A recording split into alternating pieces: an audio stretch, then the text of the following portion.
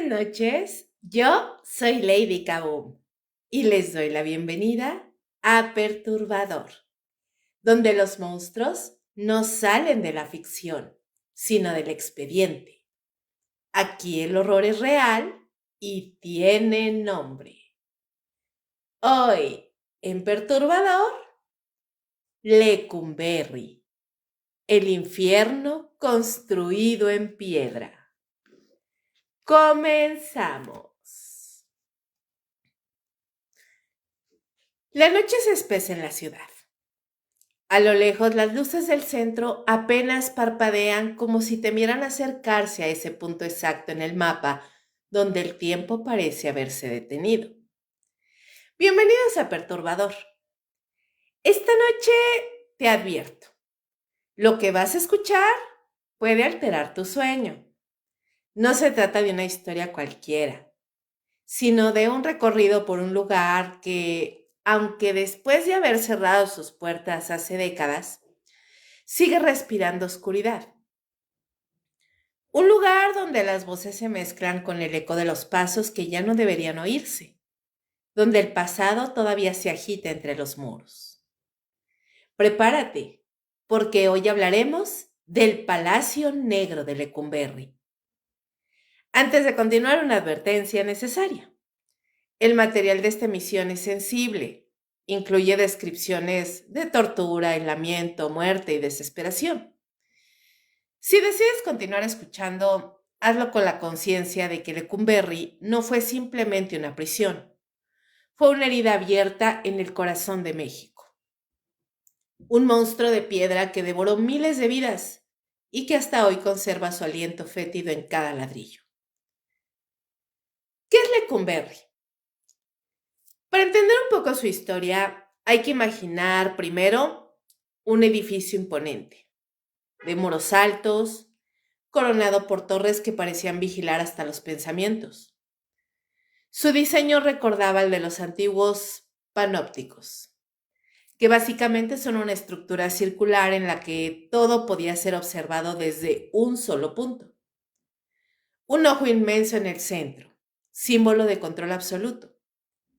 Desde ahí los custodios podían vigilar sin ser vistos mientras los presos, condenados o inocentes, se convertían en sombras humanas reducidas a mera carne enumerada. Lecumberri se inauguró el 29 de septiembre de 1900 bajo el mandato de Porfirio Díaz. Fue construido sobre antiguos terrenos pantanosos al oriente de la Ciudad de México, donde antes se extendían los canales que unían al lago de Texcoco.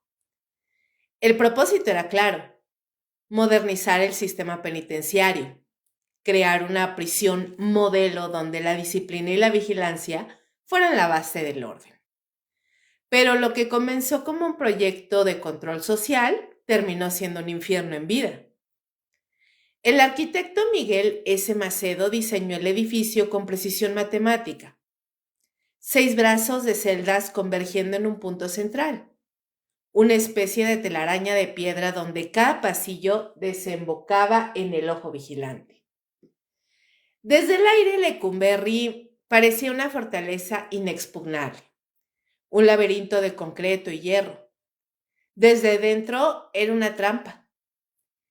Pronto el pueblo lo rebautizó con un nombre que se quedaría grabado para siempre en la memoria colectiva: el Palacio Negro.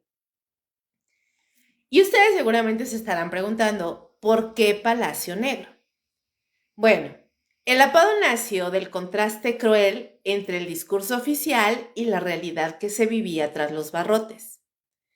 Porfirio Díaz lo había presentado como una obra majestuosa, una joya de la arquitectura moderna, un símbolo del progreso. Pero los primeros en entrar descubrieron algo muy distinto. La pintura fresca no disimulaba el hedor a humedad. Las celdas, sin ventilación, se convertían en hornos de día y en criptas heladas de noche. Los pasillos estaban impregnados de una oscuridad permanente. El palacio era negro, no por su color, sino por el sufrimiento que contenía. Con el paso de los años, pues se convirtió en un sitio donde convivían ladrones, asesinos, rebeldes políticos, inocentes, condenados y también almas quebradas. Fue testigo de las dictaduras, las revoluciones, las represiones y las traiciones del siglo XX mexicano. Cada muro absorbió gritos, plegarias, delirios. Cada piedra parecía empapada en desesperación. Y en el fondo la pregunta que marcó su leyenda. ¿Qué sucede cuando una prisión no solo encarcela cuerpos, sino memorias, fantasmas y horrores que nadie se atreve a nombrar? Los registros del archivo carcelario conservan una fecha precisa. Lunes 29 de septiembre de 1900, día de la inauguración oficial. Esa mañana Porfirio Díaz llegó acompañado de miembros de su gabinete y de periodistas. Recorrieron orgullosos las instalaciones, las celdas impecables, los patios recién lavados. Todo parecía nuevo, ordenado, aséptico. Pero en cuanto se cerraron los portones tras la comitiva, el espectáculo terminó. El mismo día llegaron los primeros presos, más o menos unos 20 hombres trasladados desde la antigua cárcel de Belén. Entre ellos iba uno llamado Evaristo, un jornalero acusado de robo. No había cometido realmente ningún crimen grave, pero el sistema necesitaba llenar sus celdas. Era joven, apenas 30 años, y con la mirada de alguien que aún creía que todo eso era un horror que pronto se aclararía. Pero ¿qué creen? Nunca volvió a salir. La noche cayó sobre el penal sin electricidad. Las lámparas de gas apenas iluminaban los pasillos, y el frío del pantano comenzó a colarse entre los muros. Las mantas prometidas nunca llegaron. Los guardias cerraron las rejas y se marcharon al área administrativa, dejando a los presos en la oscuridad. Evaristo, según relatan los documentos internos, empezó a delirar de hambre y de frío. Golpeaba la puerta metálica y pedía ayuda, pero nadie respondió. Al amanecer lo encontraron en el suelo, rígido, los labios azules, el cuerpo encogido como un niño. Murió de hipotermia y desnutrición sin haber pasado ni 24 horas en Lecumberri. Su cuerpo fue retirado sin ceremonia y enterrado en una fosa común a espaldas del penal. Ningún registro menciona a su familia. Su nombre apenas figura en una lista amarillenta junto a la palabra fallecido. Pero hay quienes dicen, trabajadores del Archivo General de la Nación, hoy instalado en el mismo edificio, que todavía se escuchan pasos arrastrándose en el pasillo donde murió. Un sonido seco, rítmico, que se detiene justo frente a la celda 19. Algunos aseguran que en ciertas madrugadas la temperatura desciende abruptamente en ese punto del edificio, como si el aire recordara el momento exacto en que Evaristo exhaló su último aliento. Otros más escépticos prefieren no hablar del tema, pero lo cierto es que desde ese primer día Lecumberri ya había cobrado su primer vida. El palacio había comenzado a alimentarse. A partir de entonces, cada piedra de Lecumberri guardó una historia semejante. El penal se convirtió en un organismo vivo, hambriento, que no se conformaba con el encierro. Se alimentaba del sufrimiento, del miedo y de la desesperanza. Y cuando finalmente fue clausurado en 1976, muchos creyeron que el monstruo había muerto. Pero el silencio que quedó tras su cierre fue de cero paz. Fue un eco. Uno que sigue repitiendo los lamentos de miles de hombres que entraron vivos y salieron convertidos en sombra.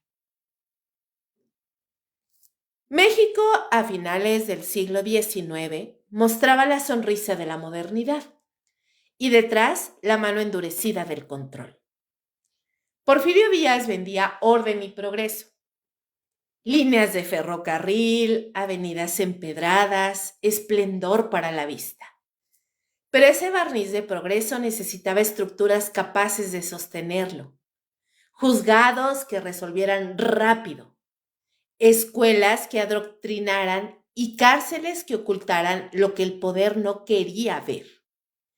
En ese cruce técnico-político se erigió Lecumberri, un proyecto con la solemnidad de la ingeniería y la intención.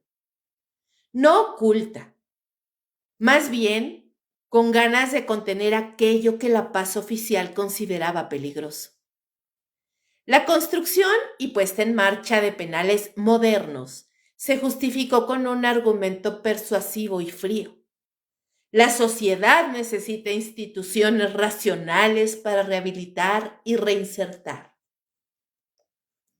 Ese discurso hablaba de disciplina humanitaria. La retórica de la modernidad prometía que la técnica penitenciaria haría ciudadanos.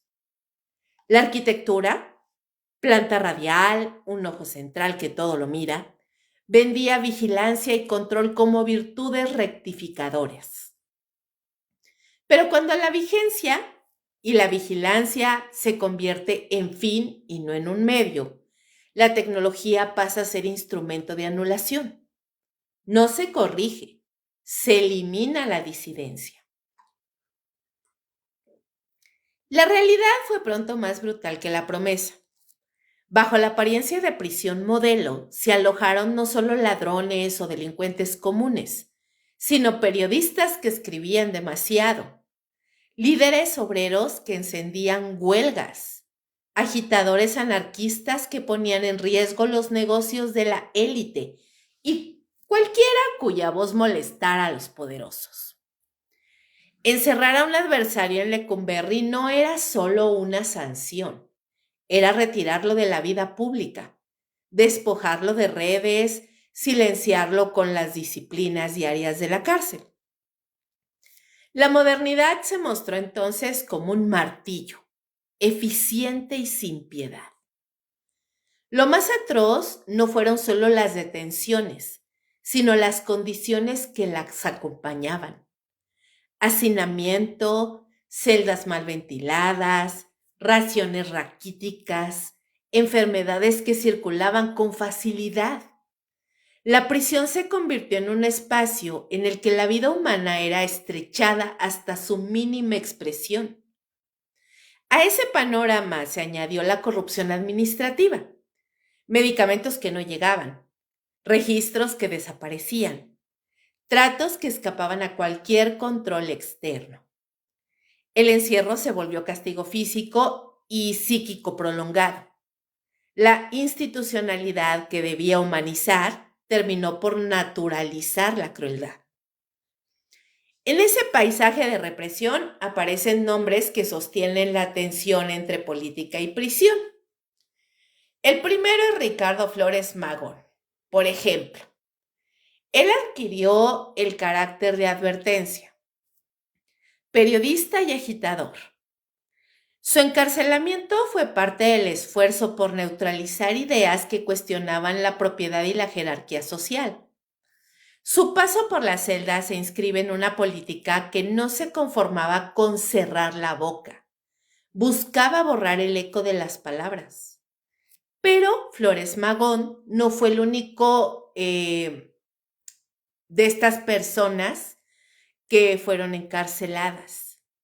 Líderes locales, periodistas incómodos, militantes obreros y rebeldes de distinta estofa fueron sucesivamente transformados en cifras, legajos y ausencias. La dimensión humana es lo que vuelve esto verdaderamente perturbador. Miren, para las familias, la experiencia significó humillación y desamparo. Visitas vigiladas donde la palabra se mediaba por un guardia. Correspondencia interceptada o extraviada. Respuestas frías en oficinas que homologaban la pérdida con papeleo. Las madres, las esposas, los hijos cargaron no solo el estigma social, sino la incertidumbre. La administración convertía la información en un instrumento de desgaste. Muchos cuerpos regresaron demacrados. Otras personas, pues simplemente no regresaron nunca. El olvido institucional se mezcló con el duelo cotidiano. La prisión, además, cumplía con una función ejemplificadora. Primero, exhibir la sanción como lección para otros. La detención pública de líderes era una especie de forma de teatro político, es decir, demostrar que el orden podía contener lo disruptivo. Pero esta exhibición tuvo también su contraespacio. Periodismo crítico, testimonios recogidos en clandestinidad y con el tiempo representaciones culturales que comenzaron a tallar la memoria del lugar. El Palacio Negro dejó de ser solo edificio para entrar en el imaginario público como símbolo de represión y de degradación humana. Cuando finalmente Lecumberri dejó de operar como penitenciaría y el edificio fue transformado en sede de archivo estatal, la paradoja fue cruelmente elocuente. El recinto que había servido para ocultar violencia pasó a custodiar papeles que dan cuenta de esa misma violencia. Los legajos, las órdenes, las fichas de ingreso y salida son hoy clave para reconstruir rutas de detención, para poner nombres a las ausencias y para seguir las huellas de las decisiones administrativas que facilitaron abusos. Aún así, un expediente no reemplaza una voz rota. La memoria oral de las familias y la investigación histórica son necesarias para completar la historia. La conclusión, que cabe aclarar que es perturbadora y urgente, es que la modernidad técnica, aplicada sin controles democráticos ni garantías de derechos, puede convertirse en maquinaria de represión. Lecumberri entonces encarnaba ese cruce, la pretensión de orden que justifica prácticas de anulación. Por eso, recuperar estas historias no es mero ejercicio historiográfico, es una exigencia moral. Escuchar a las familias abrir archivos, reconocer responsabilidades y mantener la memoria viva son pasos necesarios para que la arquitectura del castigo no vuelva a repetirse y tampoco se pueda revertir con el mismo eufemismo de progreso. Porque donde la modernidad se impone sin humanidad, lo que se construye no es una nación más segura, sino un mecanismo que devora a sus propios ciudadanos. El día en Lecumberri comenzaba sin nada de ceremonias. No había amaneceres misericordiosos. Había un dispositivo. El portón metálico se abría con estruendo y devolvía una bocanada de aire frío y sucio.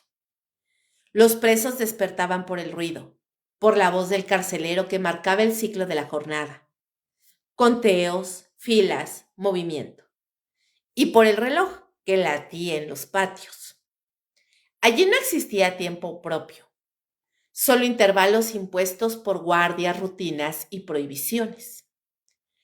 Las celdas eran cajas, 4 paredes, un catre de lámina y un retrete rudimentario que compartían varios hombres. La ventilación era escasa. La humedad se pegaba a la ropa y al cuerpo.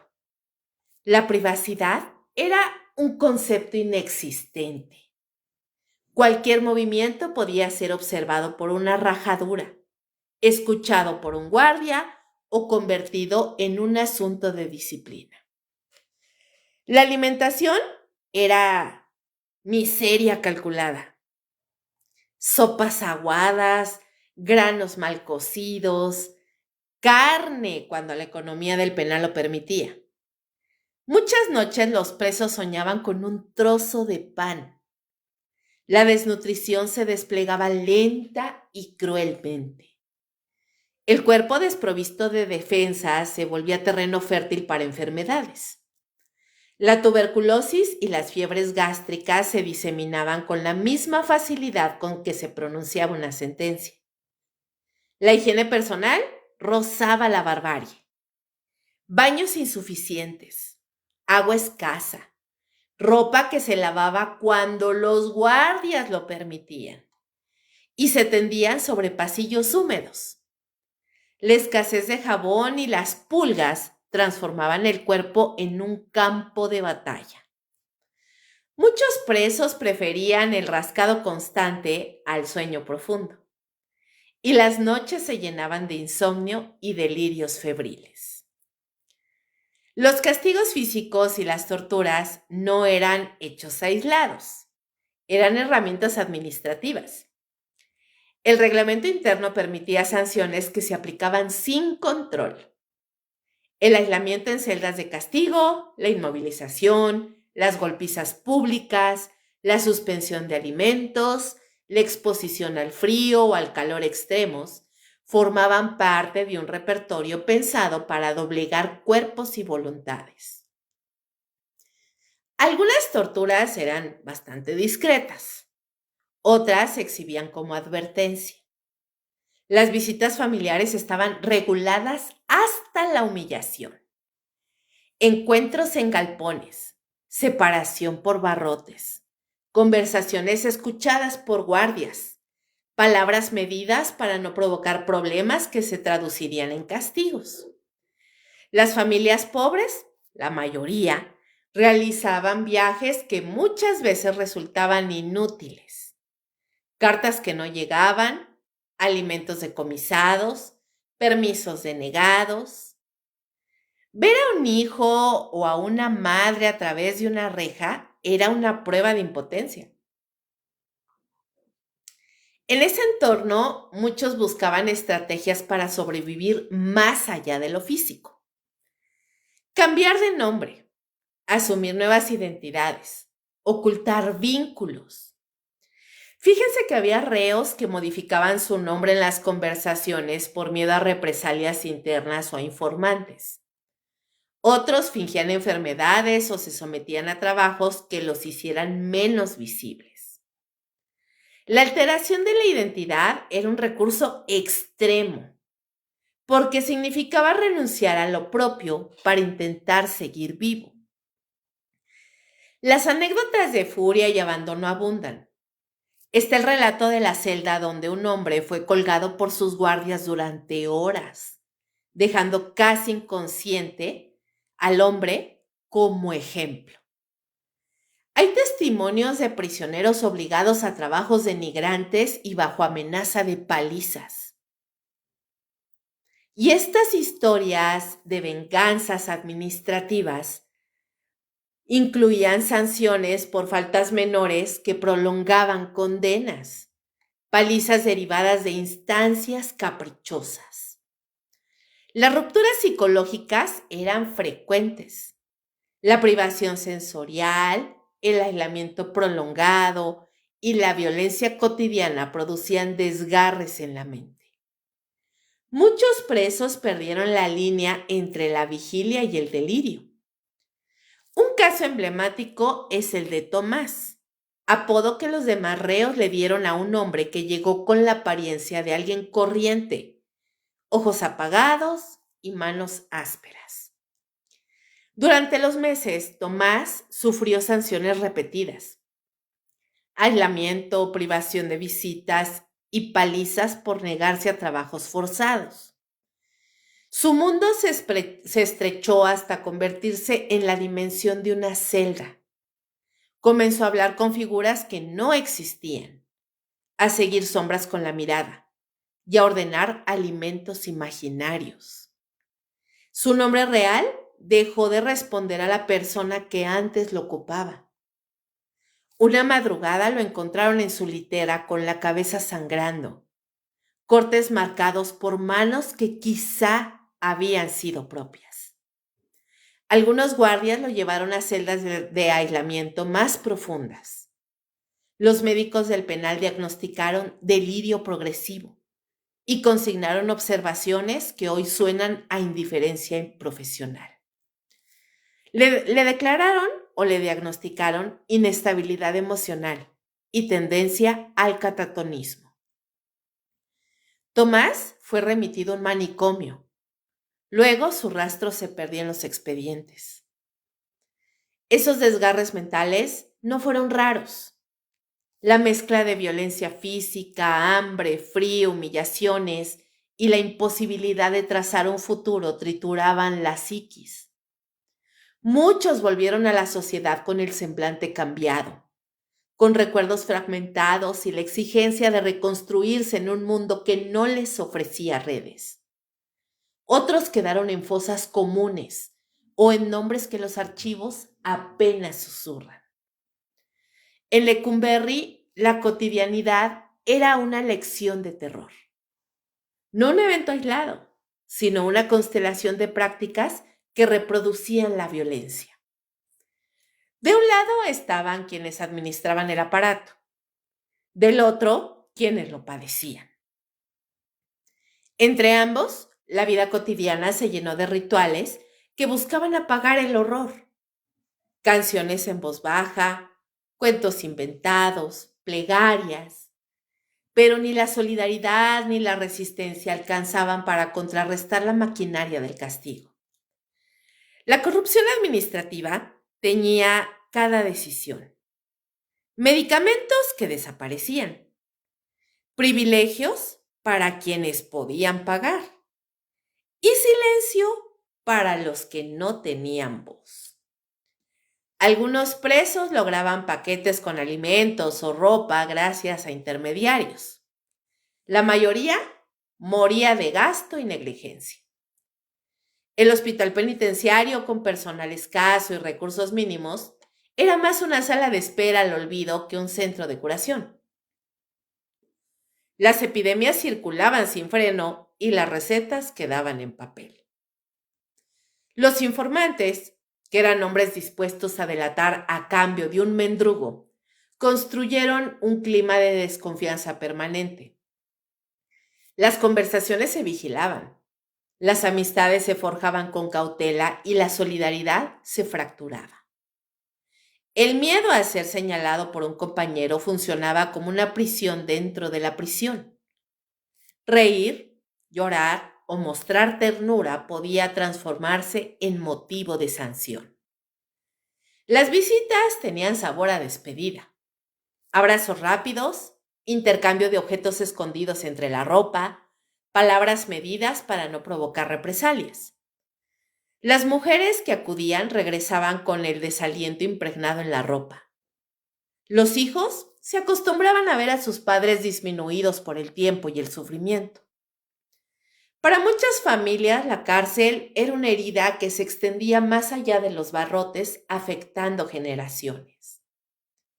También hubo humillaciones rituales, inspecciones públicas, desnudos forzados, conversiones de nombres en apodos que borraban historias. Adoptar una identidad nueva, renunciar al nombre propio, se volvió estrategia de supervivencia para quien quería pasar desapercibido. En ese escenario, los pequeños gestos de humanidad, como un trozo de pan compartido, una canción murmurada, una historia contada a medianoche, eran actos de resistencia. La pérdida de biografía fue otra forma de violencia. La espera infinita por un juicio o una libertad que nunca llegaba reducía la vida a franjas administradas por terceros. Muchos salieron con la memoria rota, con agujeros donde antes había proyectos y afectos. Otros quedaron sin rastro, enterrados en fosas o en archivos que apenas susurran nombres. La historia de Tomás ilustra ese proceso. Su cordura deshecha por golpes, aislamiento y privaciones. Su traslado a celdas más profundas. Y finalmente, el borramiento de su rastro en papeles. No fue un caso aislado. Lecumberri no solo encarceló cuerpos, trituró identidades y multiplicó el dolor en quienes vivieron la rutina diaria del horror. Lecumberri fue durante décadas un depósito de cuerpos vivos y también un cementerio en vida. Las muertes dentro de sus muros tenían distintas caras. Enfermedades que arrasaban celdas enteras, riñas que se tornaban en carnicería, suicidios que dejaban camas vacías y papeles con notas que pocas veces llegaron a las familias. Cada deceso era además una oportunidad para la administración de ocultar o normalizar lo inevitable. Los cuerpos se contaban, se etiquetaban y muchas veces se olvidaban. Las epidemias marcaron zonas enteras del penal. La tuberculosis, llamada entonces tisis, encontró en la humedad y la superpoblación el ambiente perfecto. Barracones enteros se llenaron de tos, de fiebre, de sudores nocturnos. Los enfermos agonizaban entre sábanas insuficientes y médicos desbordados que más que curar, registraban fechas de defunción. Hubo años en que los enterramientos en fosas comunes se multiplicaron sin que la prensa oficial o los registros administrativos dieran cuenta clara de la magnitud. Esa invisibilidad administrativa amplificaba el dolor. Morir en Lecumberri podía ser tanto un final como una forma de borrar. Las riñas eran otra cara del horror cotidiano. En un espacio donde la masculinidad se volvió recurso de supervivencia, los conflictos se resolvían con violencia extrema. Un insulto, una deuda no pagada o la sospecha de un soplón bastaban para desatar palizas que terminaban con cuerpos en charcos de sangre. Algunas peleas eran organizadas, otras consecuencia de la desesperación. Las heridas se trataban de forma rudimentaria y la infección hacía el resto. Los baños saturados y las salas comunes se convertían en facilidad, como en salas improvisadas de tortura cuando la autoridad miraba para otro lado. Los suicidios, tristemente frecuentes, eran actos que combinaban la resignación con la protesta. Algunos presos preferían la muerte antes de seguir sometidos a la humillación y al hambre. Las notas de despedida, cuando existían, eran un tesoro para las familias. Muchas veces no llegaban. Otros optaban por dejar de comer, por ingerir sustancias nocivas o por acciones de autolesión que el personal penitenciario disfrazaba como accidentes para evitar escándalos. El silencio administrativo se extendía como una cortina que amortiguaba la posible repercusión pública. En medio de ese paisaje aparece la terrible historia del hombre que murió en la lavandería. El relato sostenido por testimonios internos y por anotaciones administrativas no es un caso aislado, sino la metáfora de cómo la negligencia y la desidia pueden convertir a un ser humano en desecho institucional. Esta persona era un reo de mediana edad, conocido por su habilidad para el trabajo manual.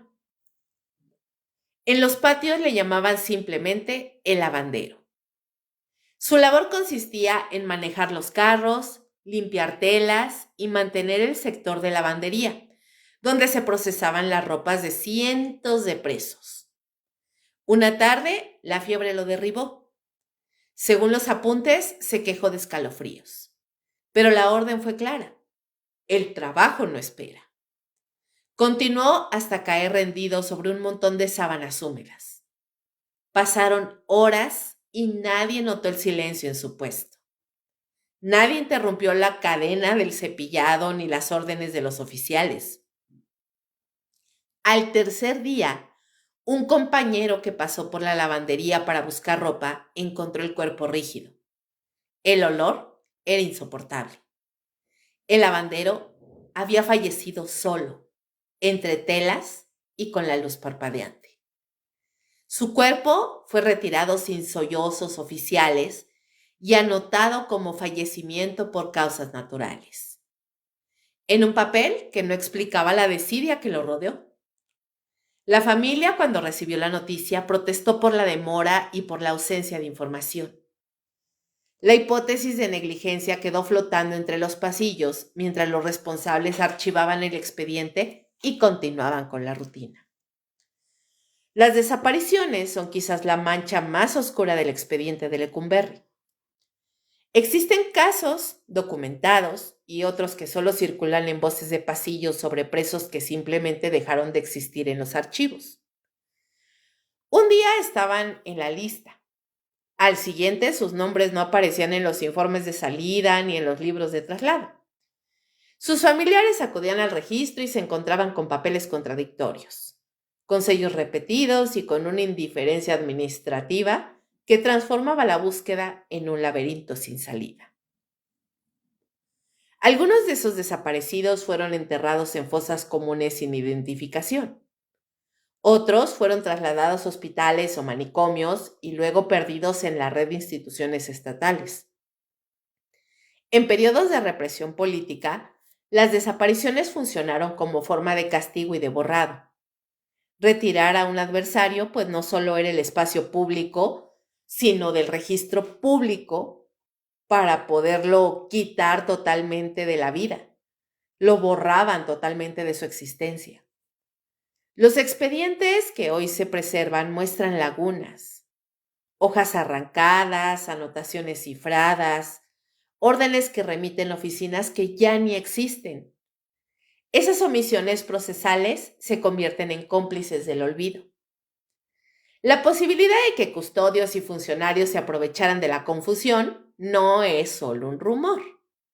Documentos y testimonios apuntan a prácticas de soborno para hacer desaparecer a alguien de las listas, a acuerdos de silencio y a pactos para evitar investigaciones. El tráfico de cuerpos y la transferencia de restos para prácticas médicas clandestinas se mencionan en crónicas y declaraciones, aunque muchas de esas afirmaciones fueron negadas oficialmente. Las pistas en los archivos y los relatos de ex trabajadores abonan la sospecha de maniobras turbias. Nada diferente a lo que todavía pasa hoy en día en el sistema penitenciario de México. Los esqueletos, en sentido literal, no son solo metáfora. En distintas ocasiones, durante remodelaciones o excavaciones forenses, se encontraron restos humanos en lugares que no correspondían a fosas oficiales. Cavidades ocultas, rincones húmedos, detrás de los muros. Muchos de esos huesos no tenían documentos que los identificaran. El hallazgo de esqueletos en instalaciones auxiliares como almacenes, patios olvidados, zonas de servicio, alimentó leyendas que hablaban de entierros apresurados en la noche, de cuerpos depositados ahí para evitar el escándalo y para que la administración no tuviera que dar explicaciones. Las familias que buscaban respuestas solían chocar con un muro.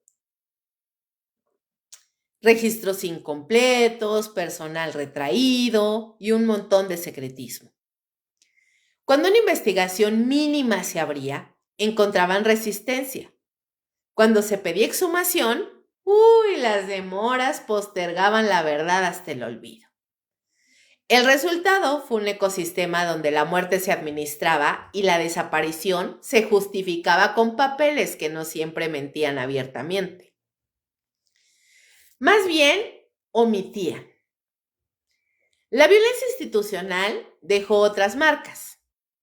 Cráneos con golpes, huesos fracturados que los forenses asociaron a torturas, restos con señales de haber sido manipulados. Estos hallazgos no eran residuales. Hablaban de prácticas sistemáticas. La cultura de la impunidad permitió que muchos episodios quedaran en susurros, en dramas que las familias cargaron como si fueran culpas propias.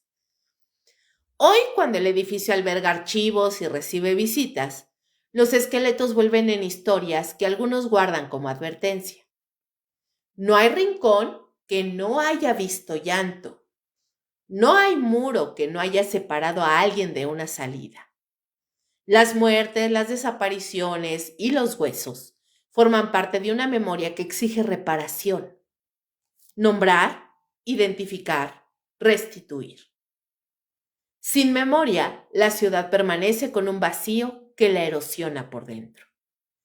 Y aunque algunos huesos duerman bajo tierra o en los pasillos del olvido, Las preguntas siguen ahí. ¿Quién ordenó el silencio? ¿Qué manos cubrieron los nombres en las listas? ¿Cuántas vidas quedaron reducidas a un apunte administrativo?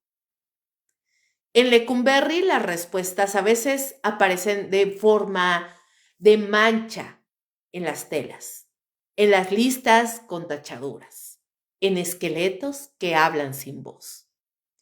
El Palacio Negro sigue susurrando sus secretos a quien quiera oírlos. Hay lugares que parecen cargados de un mal que no proviene de lo sobrenatural, sino de lo profundamente humano. Lecumberri fue uno de ellos. Su arquitectura no solo encerraba cuerpos, atrapaba el sufrimiento de miles de hombres y mujeres que dejaron ahí su cordura, su dignidad y en muchos casos su humanidad.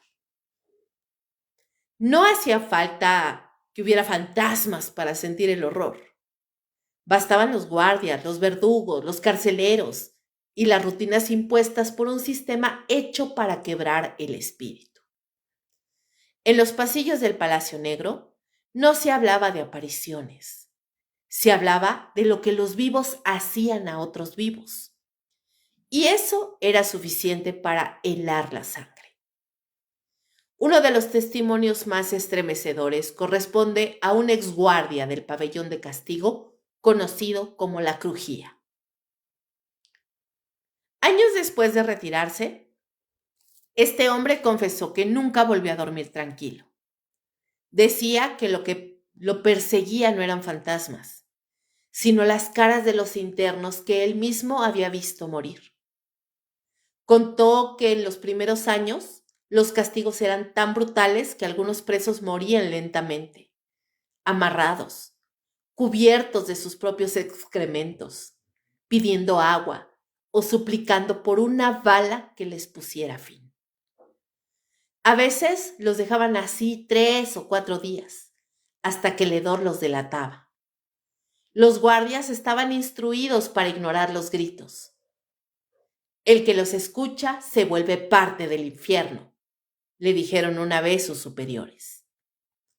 Una de las prácticas más inhumanas fue el aislamiento prolongado, una tortura invisible que destruía la mente. Los presos eran encerrados en celdas diminutas, sin luz, sin contacto humano, con apenas un cuenco de agua y un pedazo de pan. Algunos entraban caminando y salían balbuceando como niños, con la mirada vacía, con miedo a los sonidos, incapaces de recordar su propio nombre. Hay registros de hombres que comenzaron a arrancarse la piel convencidos de que algo les caminaba por dentro. Uno de ellos, identificado solo como el Gavilán, fue encontrado arañando los muros con las uñas hasta desgarrarse los dedos. Cuando lo sacaron, reía sin parar. Pero no solo los internos sufrían. En Lecumberri, los carceleros también se corrompían. Algunos disfrutaban del poder que les daba el uniforme. Las noches eran suyas y los pabellones se convertían en territorio de abusos. Reos jóvenes eran elegidos como sirvientes personales de los guardias o de los presos con más influencia. No había manera de escapar. Los que se resistían desaparecían. Los llevaban a limpiar los ductos o a mover calabozos y nunca volvían a aparecer. Las autoridades registraban esas ausencias como traslados administrativos y el resto aprendía rápido a no hacer preguntas. Hubo también experimentos médicos, disfrazados de tratamientos. Durante los años 40, un grupo de doctores del Hospital General realizó pruebas de resistencia en reos enfermos de tuberculosis. Les aplicaban inyecciones con sustancias experimentales, a veces sin anestesia, solo para medir cuánto tiempo soportaban. Se decía que algunos los dejaban morir deliberadamente para observar los efectos de la descomposición. Nadie lo admitió oficialmente, pero los testimonios de antiguos internos coinciden. En la enfermería del penal, el olor no era de medicamentos, era de carne podrida. Una de las historias más estremecedoras ocurrió en la lavandería del penal, donde trabajaban los presos con mejor conducta. Aquel lugar era húmedo, oscuro y lleno de vapor. En 1956, un reo llamado Cándido desapareció después del turno de la tarde. Nadie se alarmó. Pensaron que lo habían transferido. 3 días después, uno de los lavadores se quejó del olor que salía de un tambor cerrado con cadena. Cuando lo abrieron, encontraron el cuerpo de Cándido hinchado, con la piel desprendida por el calor del agua. Nadie supo cómo llegó ahí ni quién lo encerró.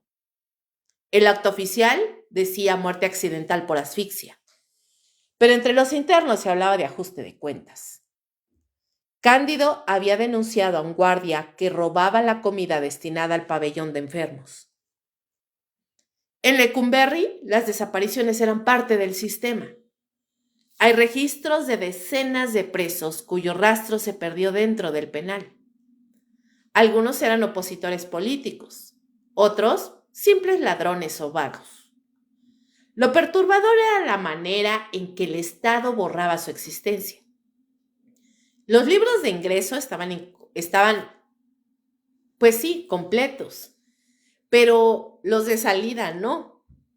Familias enteras viajaban desde otras ciudades para preguntar por sus hijos, sus padres, sus hermanos, y los guardias respondían con la misma frase: aquí no figura nadie con ese nombre. Nadie podía reclamar, porque nadie sabía en qué celda habían muerto ni dónde habían sido enterrados.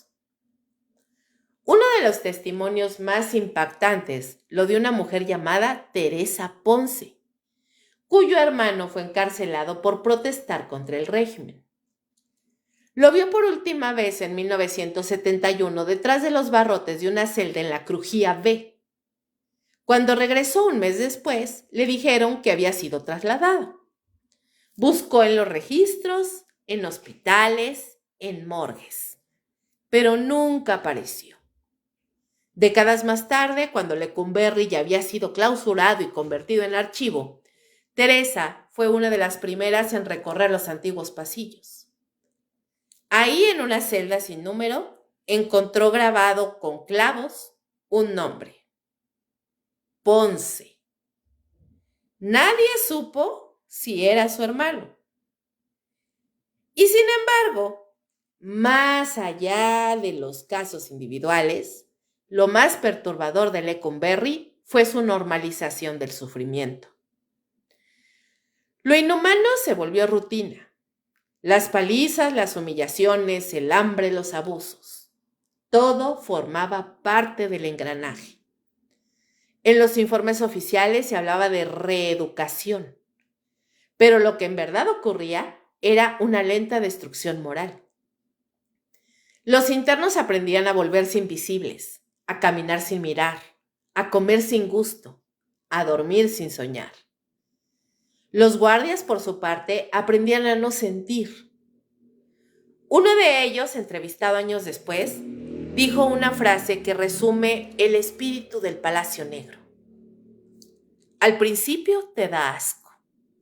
Luego te acostumbras. Después lo disfrutas. Y cuando te das cuenta, ya no eres un hombre. Eres Lecumberri. El penal era una máquina de anular la empatía. Bastaba la presencia constante del miedo, el sonido de los gritos ahogados, el olor a sudor, a sangre y a desinfectante barato. Los muros eran tan gruesos que nada escapaba, ni los sonidos, ni la culpa. Cuando Lecumberri cerró sus puertas en 1976, los trabajadores que entraron para transformarlo en el Archivo General de la Nación hablaron de algo que no se podía explicar. No eran fantasmas, decían. Era una sensación, un peso en el aire. El silencio tenía cuerpo. Cada paso resonaba como si alguien lo siguiera. no porque hubiera almas errantes, sino porque ahí, en cada piedra, estaba grabado el eco de miles de voces que alguna vez pidieron ser escuchadas y nunca lo fueron. Quizás la verdadera maldición del Palacio Negro no sea su historia de apariciones, sino su historia de humanidad perdida. Porque cuando un lugar concentra tanto dolor, lo que queda no son fantasmas, sino el recuerdo imborrable de lo que los hombres fueron capaces de hacer. Y en este bloque, chicos, les voy a contar algunas entrevistas testimoniales de sobrevivientes y familiares del Palacio Negro de Lecumberri. La voz de quien regresó de Lecumberri tiene un timbre que ya no pertenece del todo al mundo de los vivos. Habla despacio, como midiendo cada palabra para que no se escape algo que todavía duele. En la siguiente entrevista voy a reconstruir con precisión y sin adorno el testimonio de un exreo que vivió la cotidianidad del penal y que hoy, décadas después, aún siente el olor de la lavandería en las fosas nasales. Pongan atención. Me llamaban Julián en la prisión. Comienza. Entré por un delito menor, pero en Lecumberri el delito no importa tanto como la paciencia que tengas para aguantar. Recuerdo las noches. Podías oír los estertores de alguien en la celda de enfrente y no podías ayudar. Si te acercabas, te castigaban. Si gritabas, te castigaban. Así se aprende a callar. A veces pienso que callé tanto que perdí la voz. Este hombre cuenta que vio morir a un compañero en la hora del recuento y que los guardias lo sacaron envuelto en una sábana sin actos de humanidad. Habla de favores que comprabas con migajas de pan, de guardias que abusaban y de doctores que ya no sabían si curaban o experimentaban. Describe los campamentos de aislamiento como hornos del silencio donde la mente se quiebra lento. Su relato incluye la historia de un joven que llegó con los ojos llenos de esperanza y salió convertido en un hombre que ya no recordaba el nombre de su hijo. Lo vi por última vez en la sección de trabajos, dijo Julián. Al mes siguiente lo llamaron el silencio. Ya no hablaba. Pasaba el día mirando un punto fijo y a veces se mordía las manos hasta sangrar. Nadie preguntó por qué. El testimonio del exfuncionario que entrevistamos es distinto en matiz, pero igual de perturbador. Durante años trabajó en la administración del penal. Su voz, ahora más quebrada por la edad, reconoce la maquinaria que hacía funcionar al Palacio Negro. Yo firmaba papeles, dice.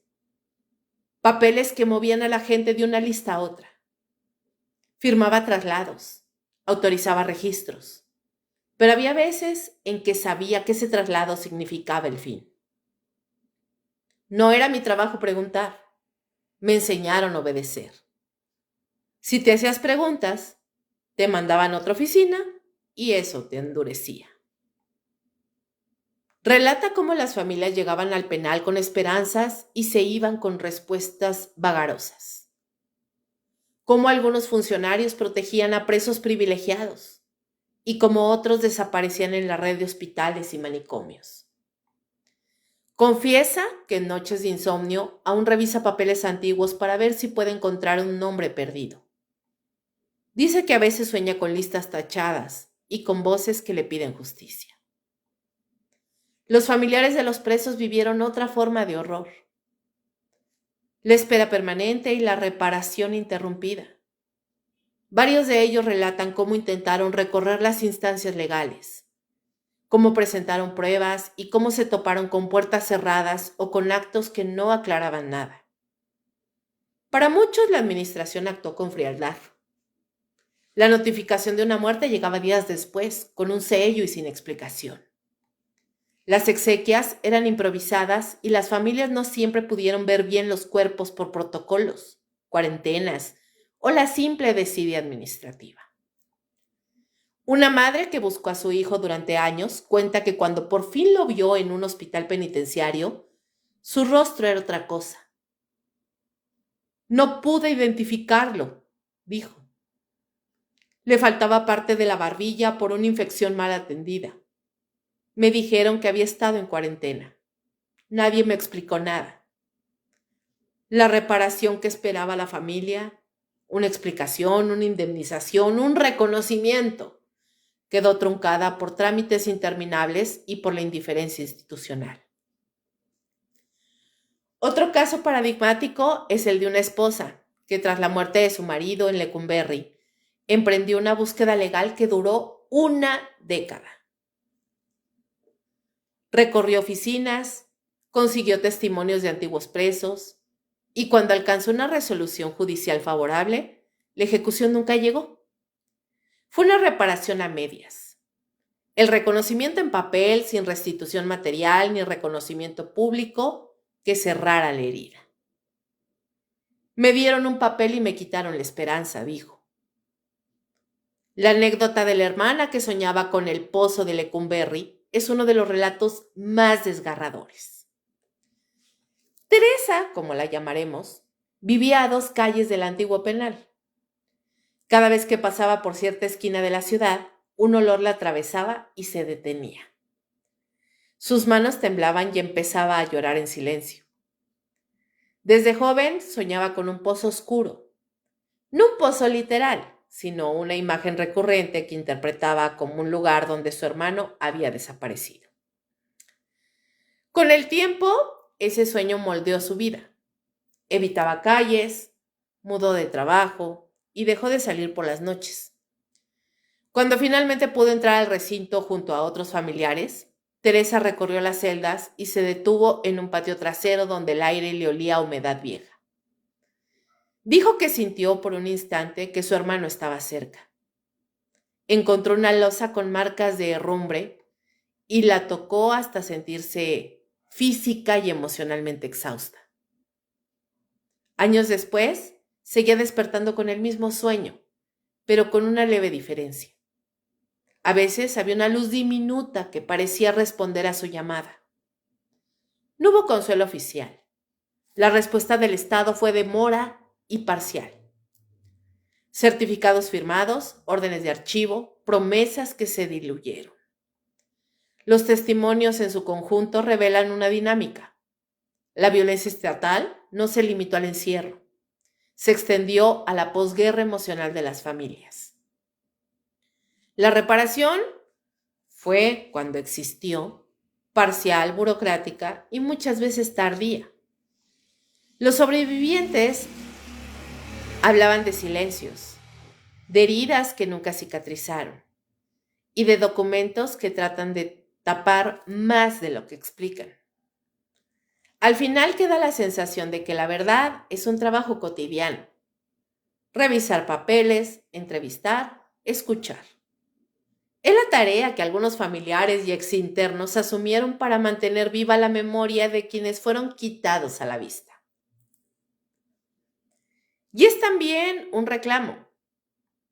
Que no baste con un expediente, que la reparación incluye el reconocimiento público, la exhumación cuando sea necesaria y la restitución de dignidad. Mientras tanto, las voces que sobrevivieron siguen narrando. Algunos lo hacen en público, otros lo murmuran entre paredes. Todos coinciden en algo.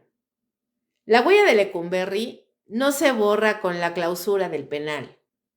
Se aloja en cuerpos, en sueños, en papeles. Pedir justicia es, por lo tanto, también pedir que esas voces dejen de ser apenas ecos y pasen a ser hechos concretos de reparación y memoria. Lecumberri dejó de ser solo un conjunto de muros para convertirse en símbolo, el arquetipo de la cárcel que desgarra cuerpos, memorias y dignidades. Y ese símbolo se filtró en la cultura popular con una contundencia perturbadora. En la literatura, en el cine, en canciones y en el periodismo, el Palacio Negro aparece como escenario límite, donde se mide cuánto puede soportar el cuerpo humano antes de quebrarse. Las representaciones no buscan el espectáculo, buscan dar testimonio. Y ese testimonio, cuando se hace con honestidad, tiene la capacidad de helar. En la poesía, Lecumberri es invocado con imágenes obsesivas, barrotes que se clavan, relojes que marcan un tiempo suspendido, respiraciones que se vuelven metralla, poemas dedicados a presos políticos, a víctimas de malos tratos o a nombres olvidados que recurren al penal para dotar de contexto moral a la denuncia. La lírica convierte la arquitectura en acusación. La cárcel ya no es solo un sitio físico, es el signo de una maquinaria que anula la humanidad. Los versos que menciona Lecumberri suelen ser austeros, cortantes. Su fuerza reside en lo mínimo: un objeto, una frase rota, una elegía breve que resuma una vida truncada. El periodismo y los reportajes han sido las llaves que abrieron muchas puertas cerradas del penal. Crónicas que relatan visitas, entrevistas con exreclusos y familias, y el rescate de expedientes antiguos construyen una narrativa documental que demuestra negligencia, ocultamiento y abuso institucional. Estos textos, fríos por necesidad, exponen la rutina del horror y desmontan el eufemismo oficial. Los documentos y las voces recopiladas muestran cómo la administración llegó a normalizar la muerte y el borrado de identidades. En el cine y en el documentalismo, la dimensión física de Lecumberri cobra particular brutalidad. Los planos de los patios, las celdas, el vapor de la lavandería, el sonido metálico de las rejas y el eco de pasos arman una estética del encierro que no busca embellecer, sino retratar. Documentales que han tratado la represión política y el sistema penitenciario han empleado imágenes de archivo y entrevistas para reconstruir la logística del castigo. En el cine de ficción, algunas películas han usado cárceles inspiradas en Lecumberri para explorar la descomposición moral de las sociedades que legitiman la violencia. La cámara se concentra en pequeños gestos: manos temblorosas, bocas exhaustas, ojos que se pierden, para mostrar lo que la palabra no alcanza. La música popular, desde corridos hasta canciones de protesta, también conserva la huella del Palacio Negro. En corridos se narran historias de presos que pagaron con la vida por delitos reales o fabricados. En canciones de protesta, el nombre de Lecumberri se invoca como emblema de justicia. La oralidad musical es potente porque fija episodios en la memoria colectiva. Cantar el Palacio Negro es mantener vivos nombres que de otro modo el olvido podría borrar.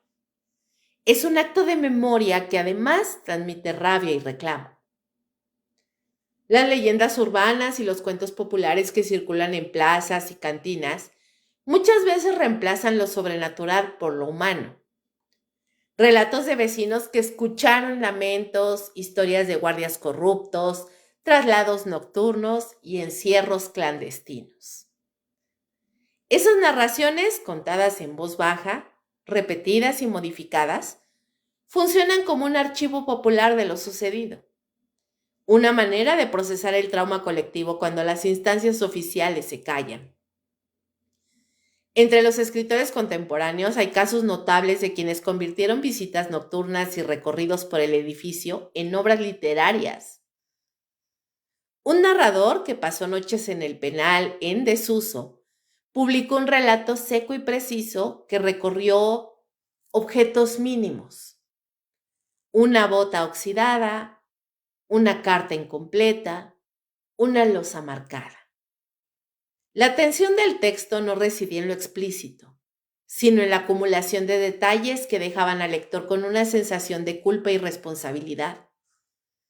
La lectura implica testimoniar. Ese relato, por su mezcla de observación y pulso poético, reabrió el debate público sobre la ética de representar el dolor ajeno. ¿Rescatar memoria o explotar sufrimiento? Esa discusión se repite en ferias, mesas redondas y programas culturales. ¿Es legítimo estetizar la violencia? Para algunos la literatura y el arte son instrumentos de reparación simbólica. Para otros, el riesgo es que la estética banalice el horror. Las iniciativas culturales que toman al penal como tema han intentado, por lo general, caminar entre ambos extremos. Lecturas de poesía frente al edificio, proyecciones, exposiciones fotográficas y conciertos que buscan restituir nombres y exigir responsabilidad.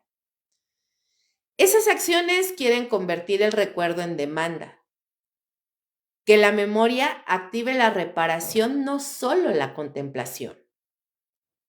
La representación de Lecumberri en la cultura popular funciona así como un espejo perturbador.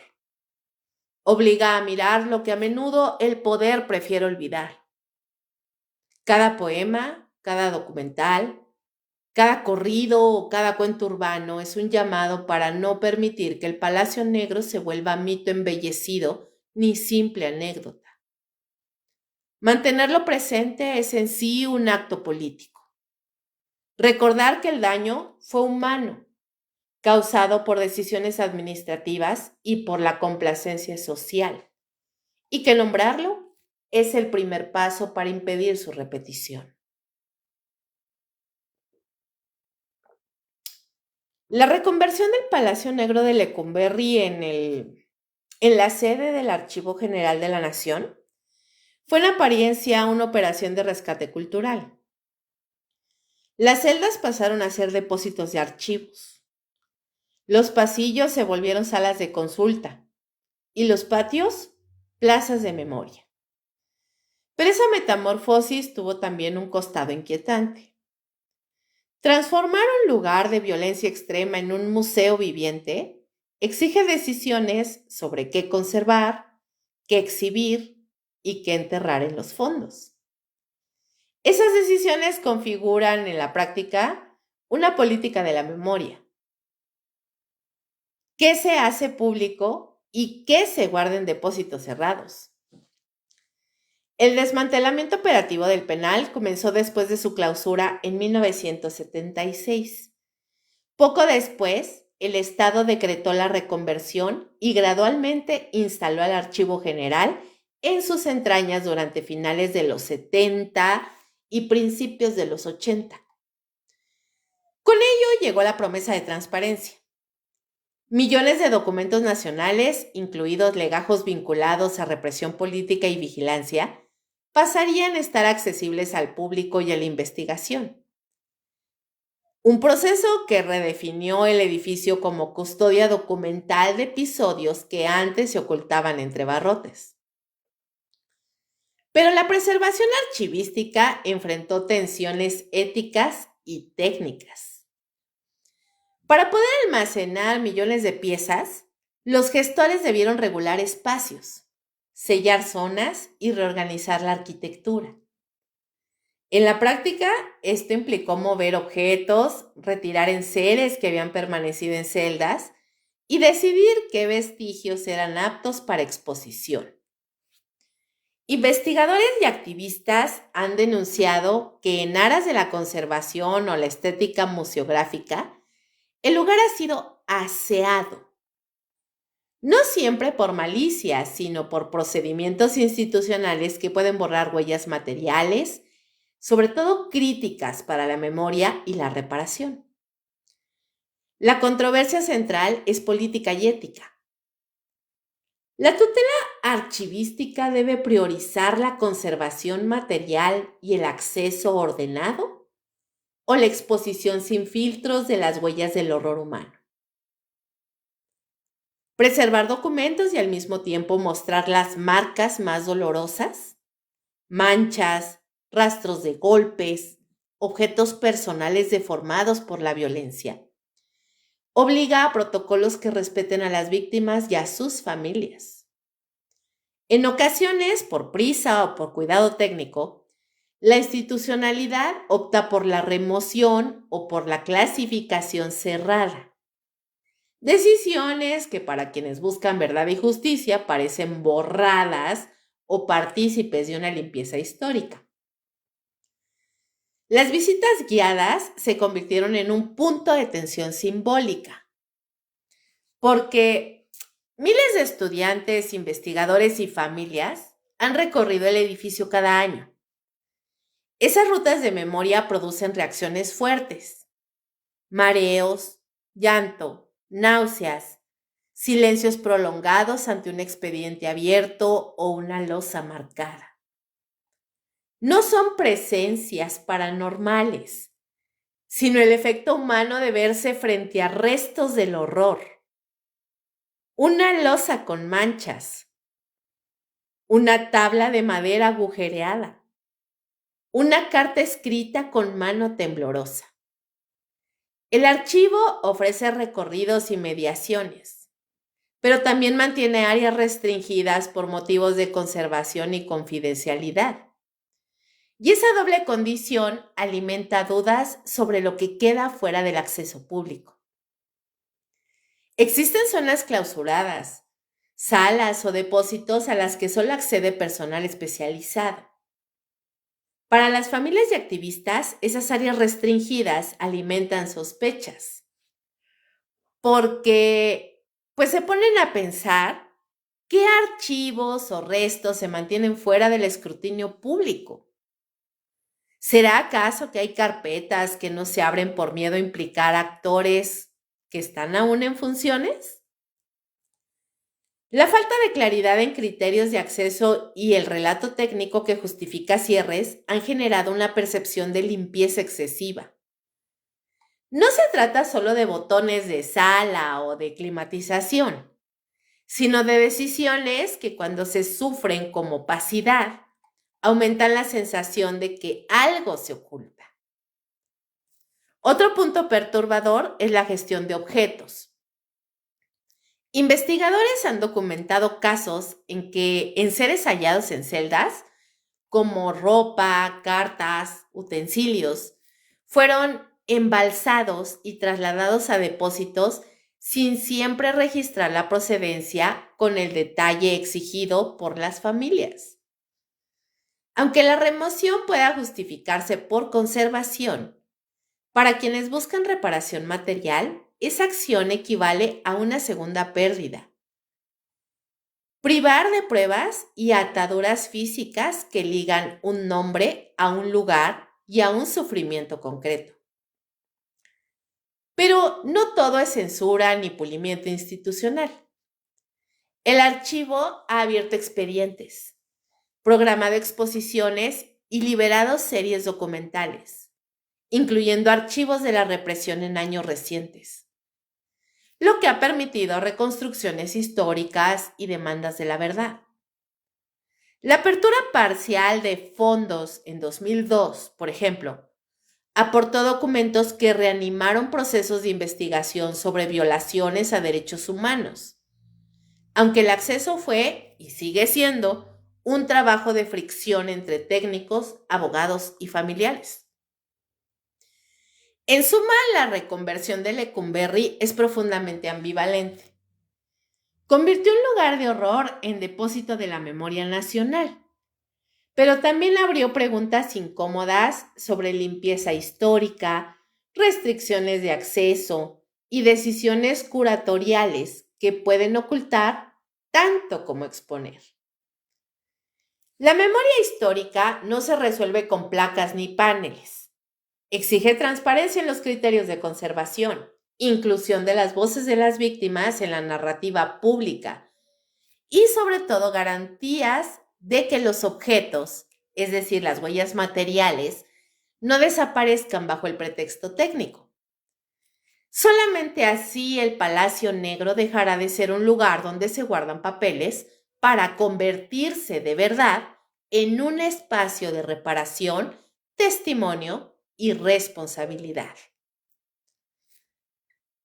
Y aunque el Palacio Negro de Lecumberri cerró sus puertas como cárcel hace décadas, su sombra permanece en la memoria colectiva y en el debate sobre justicia y derechos humanos en México. Lecumberri no solo es un edificio, es símbolo de la impunidad, de la violencia institucionalizada y de la manera en que el Estado puede normalizar el sufrimiento humano bajo el pretexto de la ley. Su historia atraviesa los pasillos del presente. Las imágenes de deshumanización, tortura y abandono siguen siendo referencias obligadas cuando se habla de los sistemas penitenciarios actuales. Organizaciones de derechos humanos han recurrido a Lecumberri como un ejemplo paradigmático de lo que ocurre cuando la justicia se convierte en un instrumento de control social y no en garantía de equidad. Informes de organismos nacionales e internacionales comparan las prácticas actuales con las del antiguo penal, porque sigue habiendo hacinamiento, negligencia médica, castigos arbitrarios y corrupción institucional. Nada de eso ha cambiado. Las denuncias destacan cómo la prisión preventiva se utiliza como medida punitiva antes incluso de un juicio, replicando patrones históricos de encierro prolongado que recuerdan a las rutinas del Palacio Negro. Los testimonios contemporáneos son estremecedores. Un joven detenido por delitos menores narró en una entrevista reciente que las condiciones en su centro de reclusión le hacían sentir que estaba reviviendo Lecumberri. Celdas diminutas, comida insuficiente, enfermedades que no se atienden, guardias que ejercen poder absoluto sobre la vida de los internos. Describe noches en las que el miedo se hace tangible, donde los internos intentan hablar o moverse recordando las historias que circulaban sobre las humillaciones y castigos corporales del pasado. Para él y sus compañeros, el encierro no es solo físico, es un mecanismo de control psicológico que mina la autonomía, la memoria y la voluntad. Al igual que en Lecumberri, la ausencia de registros claros y la opacidad institucional alimentan el miedo y la resignación. Los internos aprenden a no denunciar abusos, porque la denuncia implica represalias, o en el mejor de los casos, invisibilidad administrativa. Familias que visitan a los reclusos describen procedimientos rígidos y a veces hostiles. Las visitas son controladas, los objetos prohibidos y la comunicación limitada. Recordando los relatos de quienes décadas atrás intentaron mantener contacto con sus seres queridos en el Palacio Negro. En el plano político, la historia de Lecumberri se utiliza como advertencia y argumento en campañas de reforma penitenciaria. Los activistas denuncian que los problemas de entonces todavía están hoy. Los muros cambian, los uniformes cambian, pero la lógica de encierro y castigo permanecen. Documentos recientes muestran que muchos reclusorios continúan operando con sobrepoblación crónica, falta de atención médica adecuada y sanciones arbitrarias. Para legisladores y defensores de derechos humanos, citar a Lecumberri es recordar que la injusticia no es un accidente histórico, es un patrón que se repite y se repite y se repite si no se interviene. Existen también testimonios de internos que, como los presos de Lecumberri, modifican sus nombres o se ponen apodos para protegerse de represalias internas o de abusos por parte de compañeros más antiguos o de guardias. Algunos relatan cómo estrategias de supervivencia incluyen pasar desapercibidos, evitar ciertas áreas del reclusorio y limitar sus movimientos al mínimo, replicando mecanismos de invisibilidad que en su tiempo salvaron vidas en el Palacio Negro. La percepción social del penal refuerza su impacto como símbolo. Lecumberri aparece en medios de comunicación, literatura, documentales y reportajes como un recordatorio de lo que puede ocurrir cuando la justicia se distorsiona. Se ha convertido en un referente visual y narrativo, una advertencia de que la violencia institucionalizada no desaparece con la clausura de un edificio. Incluso para quienes nunca vivieron ahí, conocer la historia del Palacio Negro genera comprensión de que la impunidad, la deshumanización y el abuso sistemático siguen siendo problemas estructurales. Por último, la memoria de Lecumberri inspira movimientos de cambio. Colectivos de derechos humanos y abogados penalistas utilizan su historia para presionar reformas legales, acortar los periodos de prisión preventiva, mejorar la atención médica, garantizar transparencia en los traslados y supervisar los castigos internos. Cada denuncia de abuso o negligencia que sea cometida hoy en día en la actualidad es comparada con los registros del Palacio Negro, generando un marco de referencia histórico que refuerza la urgencia de la intervención. Lecumberri, entonces, no es solo un símbolo del pasado, es un reflejo, un espejo inquietante del presente. Su historia obliga a mirar el sistema penitenciario con ojos críticos. Allí donde los muros cambian, los abusos persisten. Donde los guardias cambian, la impunidad se mantiene. Donde los reclusos cambian, la deshumanización continúa. El Palacio Negro, aunque ya está cerrado, sigue abierto en la conciencia colectiva, recordando que mientras existan condiciones similares de encierro, el horror del pasado puede volver a reproducirse, con nombres distintos, pero con la misma brutalidad de siempre. Chicos, ¿ya conocían la historia del Palacio Negro de Lecumberri? Creo que más de uno hemos visto alguna película donde aparece el Palacio Negro. O sea, ahorita la película que se me viene a la mente es esa, la de Pepe el Toro. No me acuerdo cómo se llama, Nosotros los Pobres. Creo que sí se llama así. Acuérdense que quien la haya visto, a Pepe el Toro, lo encierran en Lecumberri.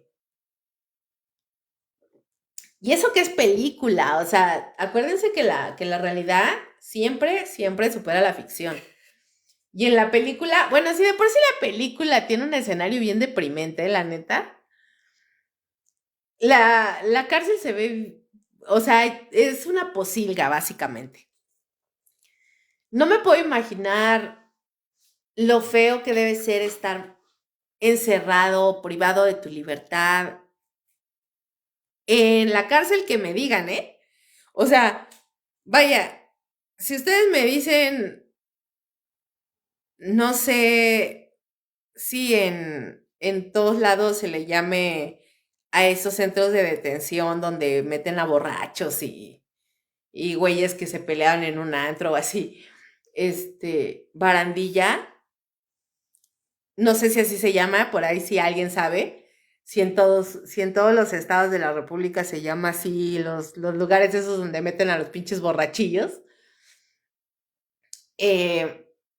Imagínense lo feo, o sea, quien ya lo hayan entambado ahí un fin de semana, por decir algo, a lo mejor nos puede contar como más de primera mano. ¿Qué se siente estar 2 mugrientos días en barandilla o en esos centros de detención? Y miren que no creo que se asemeje ni poquito a lo que es estar realmente en un penal, en una cárcel, ya privado de tu libertad por chingo de años. Pero debe ser horrible estar en una celda ahí con un chingo de gente igual de borracha que tú.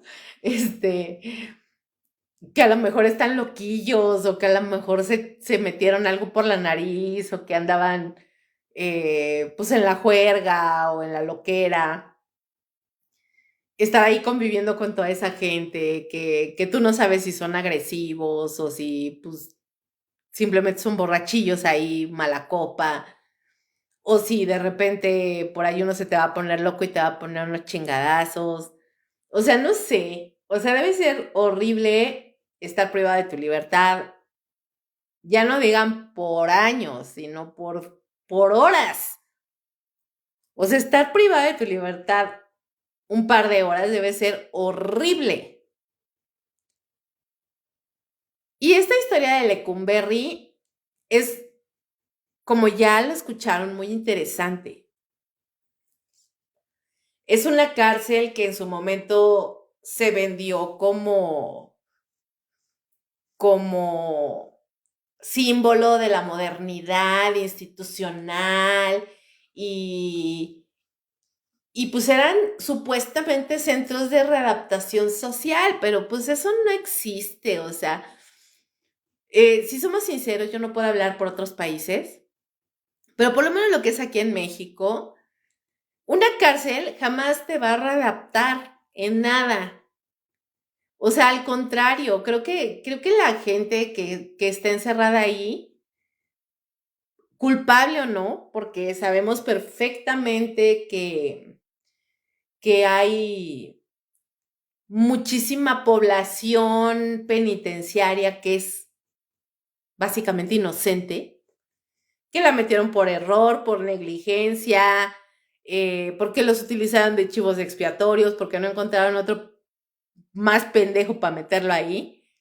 Como por ejemplo este muchachillo, bueno, el que era un muchachito, el que acusaron por la muerte de Colosio. No me acuerdo cómo se llama el fulano. Pero, pero imagínense, o sea, si ya de por sí estar en la cárcel, porque si realmente eres culpable, ahora imagínense lo que significa estar metida en la posilga esa, en cualquier posilga carcelaria, eh, por un delito que ni siquiera cometiste, que no sabes ni qué pedo. Y no solamente sufren, como ya lo escucharon, el que está adentro, sino la familia entera. O sea, imagínense lo que significa tener que ir a visitar a tu familiar que está privado de la libertad y que empieces a sufrir como familia humillaciones. Yo recuerdo que hace años había, pues no sé si eran leyendas urbanas, yo creo que eran más realidad que otra cosa, que por ejemplo, pues hay familias que de repente pues les llevan de comer los fines de semana, que ya la mamá le lleva el guisadito o que fue el cumpleaños y le llevaron un pastelito. Y yo recuerdo haber escuchado testimonios de gente que, por ejemplo, decía que, digamos, llevaban un pastel para, de alguna manera, el reo que cumplió años, pues no se sintiera abandonado el día de su cumple, ¿no? Y que llegaban y que a la hora que ya por fin les tocaba la revisión de el itacate que llevaban, literalmente agarraban así con las manos el pastel y lo hacían cachos.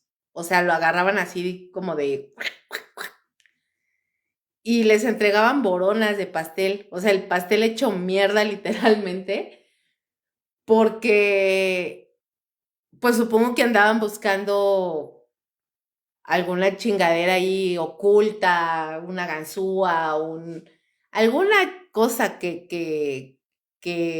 algún instrumentillo que les permitiera abrir una puerta, yo qué sé.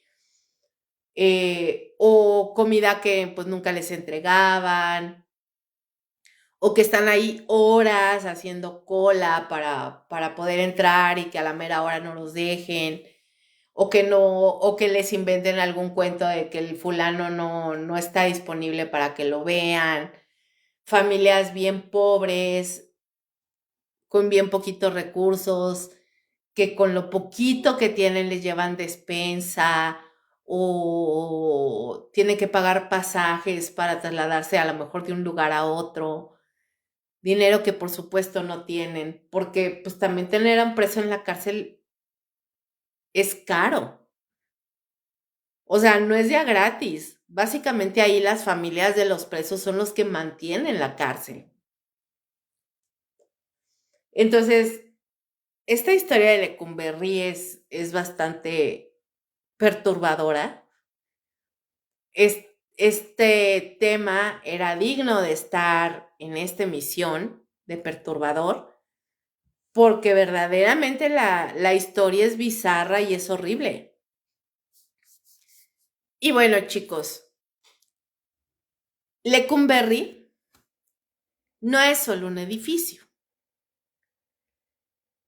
Lecumberri es un testigo silencioso de la descomposición humana y de la violencia institucionalizada que ha marcado la historia de México durante décadas. Desde su apertura en 1900, con el mote del Palacio Negro, funcionó como un espacio donde se entrelazaron los horrores sociales, los físicos y los psicológicos, dejando cicatrices que ni los muros, ni la reconversión en archivo, ni las visitas guiadas han podido borrar completamente. Lo que hoy se llama Archivo General de la Nación sigue siendo, en su memoria material, un escenario de dolor contenido, de memorias impresas en papeles, documentos y objetos, pero también en los vacíos que el tiempo y la burocracia dejaron. Celdas vacías, pasillos silenciosos, patios donde el eco de los gritos todavía parece resonar. Durante más de 70 años, el penal albergó a presos de todo tipo, desde delincuentes comunes hasta presos políticos, desde hombres acusados de delitos menores como robar un pan o un litro de leche, hasta figuras perseguidas por el poder. Las historias se superponen. Muertes por enfermedades que nunca fueron atendidas. Personas que se quitaron la vida a sí mismas producto del aislamiento. Castigos físicos que convertían cuerpos en muñecos de dolor. Las sombras humanas que caminaron por esos pasillos, lógicamente dejaron marcas profundas. Algunos permanecen en documentos, otras se conservan en los relatos de quienes sobrevivieron. Y muchas más desaparecieron en la indiferencia institucional. Y en cada caso, la crueldad fue sistemática y planificada, y la indiferencia de los administradores amplificó el sufrimiento. Lecumberri se convirtió en un ecosistema del horror donde la legalidad era una pantalla y la brutalidad la realidad. Al mismo tiempo, las historias sobrenaturales que circulan sobre el lugar no hacen más que añadir otra capa de inquietud. Aunque muchas veces sean reinterpretaciones de traumas humanos, como pasos en los pasillos vacíos, sombras que parecen vigilar, voces que incomodan, para quienes pasaron años en sus celdas, esos fenómenos eran psicológicos, producto de la tensión y del miedo extremo. Pero también son parte de la narrativa colectiva. Guardias y visitantes coinciden en que el edificio tiene presencia. No una presencia espiritual necesariamente, sino una densidad de memoria que se percibe, un peso emocional que abruma. Cada objeto, cada losa, cada celda es un vestigio de lo que ocurrió. Y eso genera una atmósfera que algunos describen como opresiva, otros como inquietantemente silenciosa. Más allá del horror físico y de la inquietud psicológica, Lecumberri es un símbolo de cómo la maquinaria del Estado puede deshumanizar a quienes considera prescindibles. Las prácticas que allí se aplicaron, como el hacinamiento, el aislamiento, la tortura o la vigilancia extrema, no fueron errores de ejecución. Fueron parte del modelo que buscaba disciplinar, controlar y amedrentar. Incluso hoy, décadas después de su clausura, las reflexiones sobre los sistemas penitenciarios actuales muestran que muchas prácticas derivan de los métodos establecidos en su interior. La prisión preventiva prolongada, el maltrato institucional, la negligencia médica y la corrupción administrativa continúan siendo hoy ecos de lo que pasó ayer. Surgen entonces preguntas inquietantes, preguntas que no admiten respuestas simples. ¿Puede un edificio ser culpable de lo que en él ocurre? ¿Acaso las paredes pueden cargar con la memoria de quienes fueron torturados, desvividos o desaparecidos? ¿Cuántas almas quedaron atrapadas en sus pasillos, invisibles pero presentes, mientras los funcionarios cerraban expedientes y las familias esperaban respuestas que nunca llegaron? Estas preguntas no buscan culpables metafísicos, buscan confrontar a la sociedad con su propia responsabilidad y con la evidencia de que la violencia institucional deja marcas que trascienden generaciones. La memoria histórica de Lecumberri también nos enfrenta a la idea de la necesidad de reparación y justicia. ¿Cómo se puede remediar lo que sucedió? ¿Basta con convertir celdas en depósitos de archivos o salas de consulta? ¿O más bien se requiere un reconocimiento más profundo que incluya la restitución simbólica y la atención a los sobrevivientes y a las familias de las víctimas? El edificio en su nueva función preserva documentos y evidencia, pero la memoria viva de quienes lo habitan sigue exigiendo atención, reconocimiento y respeto. La literatura, el cine, la música y los testimonios han contribuido a mantener viva esta memoria. Cada poema, cada reportaje, cada documental, cada relato oral es una cadena que conecta el pasado con el presente. Son los ecos de voces que el tiempo no ha logrado silenciar. La insistencia de que el horror no se normalice, que no se repita y que no se olvide. Lecumberri, en todas sus versiones, carcelaria, museística, documental, nos recuerda la fragilidad de la humanidad frente a la deshumanización. Y nos interpela sobre nuestra propia capacidad de empatía y vigilancia. En última instancia, el Palacio Negro de Lecumberri es una advertencia que trasciende el tiempo. No es solo la historia de un edificio o de un sistema penitenciario, sino la historia de la violencia que los seres humanos pueden infligir a otros bajo la apariencia de orden y legalidad. Sus muros, todavía intactos en gran parte, nos interrogan sobre la complicidad y la indiferencia, sobre qué tanto hemos aprendido de sus lecciones y sobre cuántas veces los horrores se repiten bajo nuevos nombres. Dicen que los fantasmas de Lecumberri ya no tienen nombre, pero si escuchas con atención, sus cadenas se oyen todavía bajo los adoquines del centro. Cada paso por los pasillos de la memoria, cada mirada hacia los documentos conservados, cada reflexión sobre el pasado es un acto de reconocimiento, de que la historia ocurrió, de que las víctimas existieron y de que su sufrimiento sigue resonando, no como espectro sobrenatural, sino como evidencia tangible de la brutalidad humana que ningún archivo, ningún museo puede borrar del todo. Y así, chicos, concluimos la emisión de esta noche. Espero de verdad que les haya gustado mucho este tema. Y oigan, cuéntenme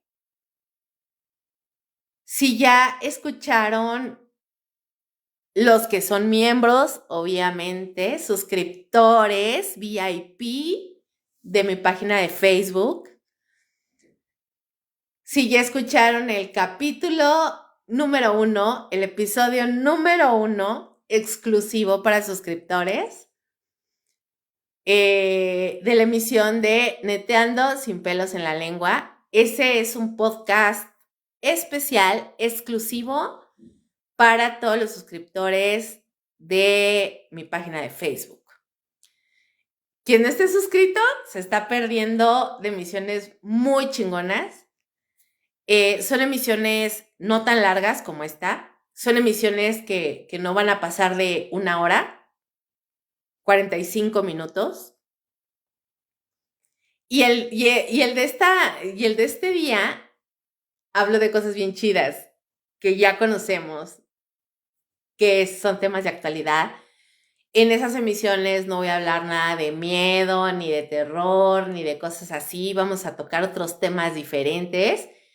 Para los que me siguen desde hace mucho, saben que ya les había comentado en muchas ocasiones que tenía ganas de hablar de otros temas diferentes que no fueran terror y asesinos seriales, crímenes, sino otras temáticas como más actuales.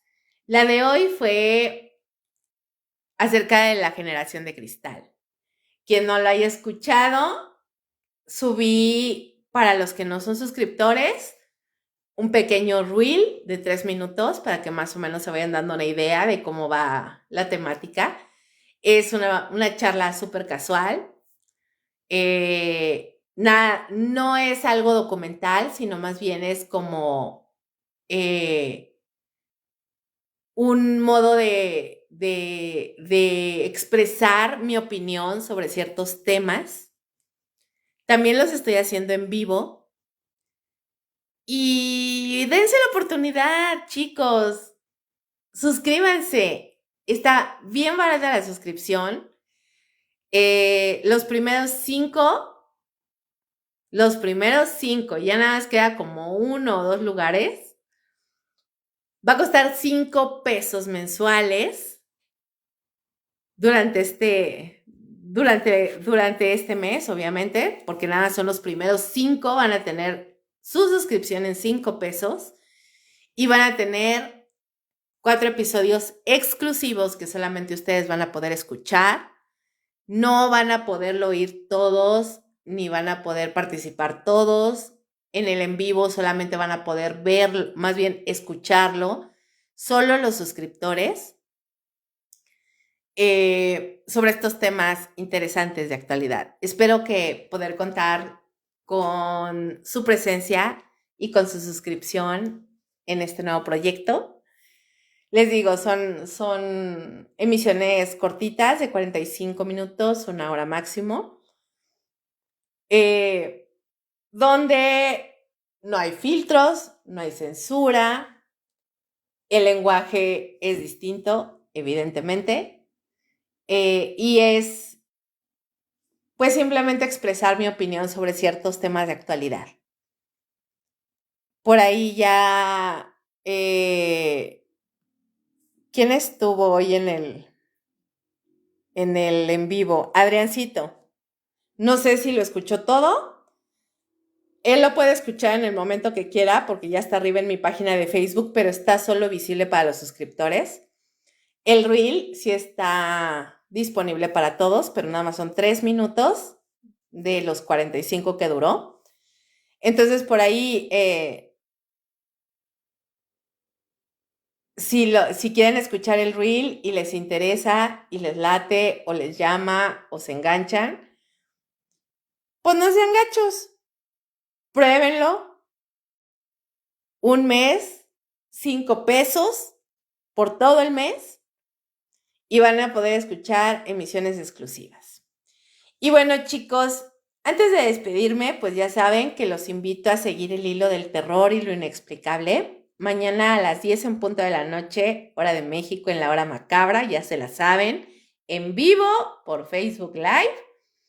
Y también les recuerdo que este capítulo estará disponible en mi canal de YouTube y Spotify, donde me pueden encontrar como Kaboom Podcast. ¿Por qué no me siguen y forman parte de esta comunidad siniestra? ¡Vamos! ¡Anímense! Y también si quieren escuchar temitas también históricos, pero sí con un toque de terror, pero son historias más cortitas, leyendas, cuentos cortos y más, pueden entrar a mi canal de WhatsApp, donde también me encuentran como Kaboom. De verdad, chicos, les agradezco muchísimo por haberme acompañado en esta emisión de Perturbador. Les deseo muy buenas noches, nos vemos mañana y como siempre, les deseo dulces pesadillas. ¡Chao, chao!